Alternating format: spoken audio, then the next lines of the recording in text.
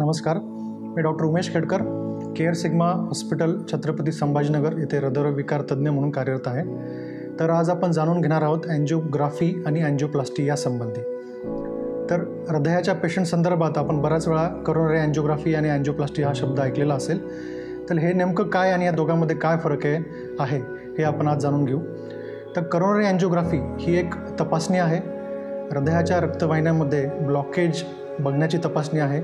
ज्या व्यक्तींना heart attack आलेला असतो किंवा ज्या व्यक्तींमध्ये हृदयाच्या ब्लॉकेज संबंधी लक्षणे असतात, अशा रुग्णांना आपण करोनरी अँजिओग्राफीचा सल्ला देतो. तर ही तपासणी साधारणपणे 10 ते 15 मिनिटात पूर्ण होते. मनगटाच्या किंवा जांघेतील रक्तवाहिनीमार्फत ही तपासणी केली जाते. ही तपासणी करताना पेशंट पूर्णपणे शुद्धीत असतो. अँजिओग्राफी झाल्यानंतर साधारणपणे त्याच दिवशी पेशंटला घरीसुद्धा जाता येते. तर अँजिओग्राफी ही नेमकी कशासाठी असते, तर हृदयाच्या रक्तवाहिन्यांमध्ये ब्लॉकेज हे किती % आहे हे बघण्याकरता असते. त्या ब्लॉकेजच्या पर्सेंटेजनुसार आणि ब्लॉकेजच्या संख्येनुसार पुढे पेशंटला फक्त औषधोपचार ठेवायचे की अँजिओप्लास्टी करायची किंवा बायपास करायचं हे ठरतं. तर आता जाणून घेऊ करोनरी अँजिओप्लास्टीबद्दल.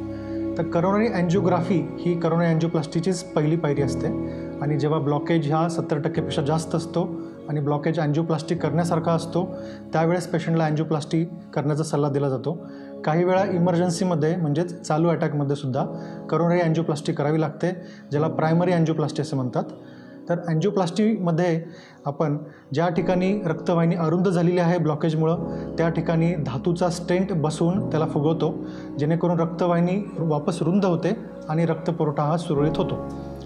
तर करोनरी अँजिओग्राफीसारखीच अँजिओप्लास्टी ही सुद्धा बिना टाक्याची सर्जरी आहे, बिना टाक्याची प्रोसिजर आहे. ही मनगटाच्या किंवा जांघेतील रक्तवाहिनीमार्फत केली जाते. साधारणपणे कुठल्याही शस्त्रक्रियेमध्ये काही ना काही धोके किंवा जोखीम असते. त्याचप्रमाणे करोनरी अँजिओप्लास्टीमध्ये सुद्धा काही रिस्क असते, पण ती रिस्क ही अत्यंत कमी असते. साधारणपणे कॉम्प्लिकेशन व्हायची रिस्क ही 1 ते 2% पेशंटमध्ये असते. त्यामुळे आपण म्हणू शकतो की अँजिओग्राफी आणि अँजिओप्लास्टी ह्या लो रिस्क प्रोसिजर आहेत. तर अँजिओप्लास्टी झाल्यानंतर पेशंटला साधारण 1 ते 2 दिवस हॉस्पिटलमध्ये औषधोपचारासाठी राहावे लागते. अँजिओप्लास्टी झाल्यानंतर काही गोष्टीची आपल्याला विशेष खबरदारी घ्यावी लागते. सगळ्यात महत्त्वाचं म्हणजे खाण्यापिण्याचे पथ्य आणि नियमितपणे औषधोपचार घेणे. अँजिओप्लास्टी झाल्यानंतर रक्त पातळ व्हायची औषधं ही पेशंटला दिलेली असतात.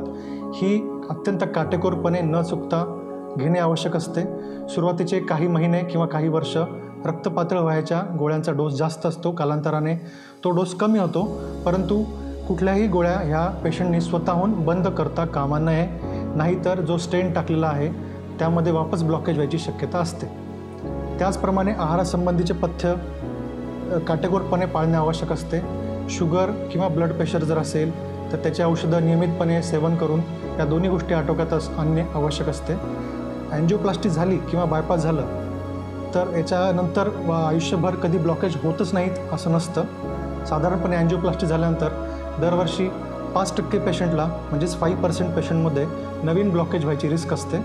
त्यामुळे जर आपण औषधोपचार वेळच्या वेळी घेतले, नियमित तपासण्या केल्या, डॉक्टरांच्या सल्ल्याचं योग्यप्रमाणे पालन केलं तर स्टेंट हे लाईफलाँग टिकण्यासाठी मदत होऊ शकते. तर मी आशा करतो की अँजिओग्राफी आणि अँजिओप्लास्टीबद्दल आपणास मार्गदर्शन भेटले असेल. धन्यवाद.